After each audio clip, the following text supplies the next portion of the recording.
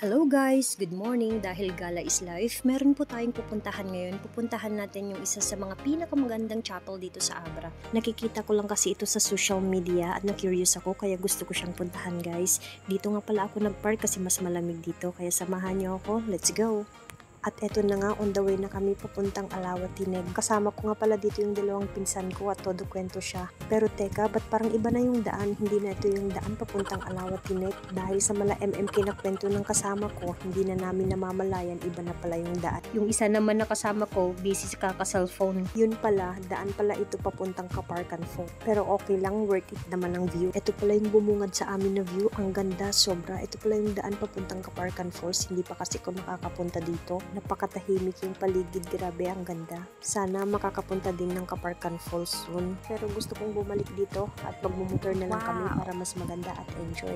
At ito na nga, totoo na to. Ito na yung daan papuntang Alawa-Tineg. Tinuloy nga itong kasama ko yung mala kinakwento niya kanina. Grabe naman pala yung nangyari sa buhay niya. Nakarating na din kami dito sa municipal hall nila. Pero bago daw kami pupunta ng chapel, bibili daw muna kami ng makakain. Simple lang yung mga paninda nila dito. May mga tinapay, tubig, tsaka chichirya, kaya bumili na lang kami ng tinapay. At nakarating na nga kami dito sa may chapel. Grabe, ang ganda, sobra. Hindi kayo magsisisi pag napasyalan nyo to guys. Perfect din ito sa mga wedding, binyag. Ito nga pala ang St. Padre Pio Chapel. Matatagpuan nito sa Sitio Villa, Alawa-Tineg. Tara guys, pasok tayo at tignan natin sa loob. At ito pala ang bubungad sa'yo, ang napakasimpleng design ng chapel nila. Kung mapapansin nyo, lahat ng mga upuan nila guys ay gawa sa kahoy. Kaya bago tayo maglibot, dasal muna tayo saglit.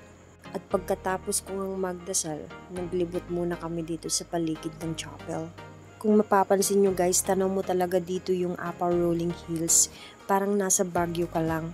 Dahil ayaw po nga umuwi ng mga kasama ko guys, eto nga naglibot ako sa likod ng chapel nila at tanong mo dito yung mga magkakalapit na bahay. Parang nasa Baguio ka lang. Pero meron akong gustong makita dito, meron akong hinahanap kasi hindi makukumpleto yung punta ko dito pag hindi ko nakita yon.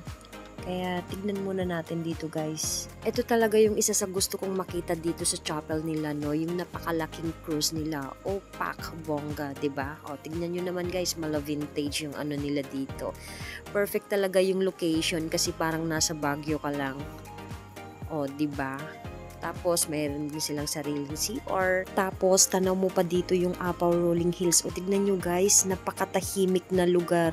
Grabe, sobra. At ito naman yung sa likod ng chapel nila guys. Grabe, ang ganda, sobra. Napakatahimik na lugar. At perfect ito sa mga sunset o sunrise kasi nga sa malabundukin na paligid. Grabe, sobra. Ang ganda.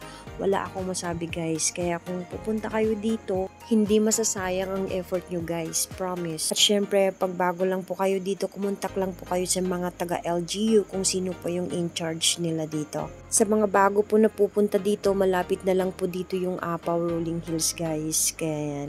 Thank you so much everyone and have a nice day. Bye-bye!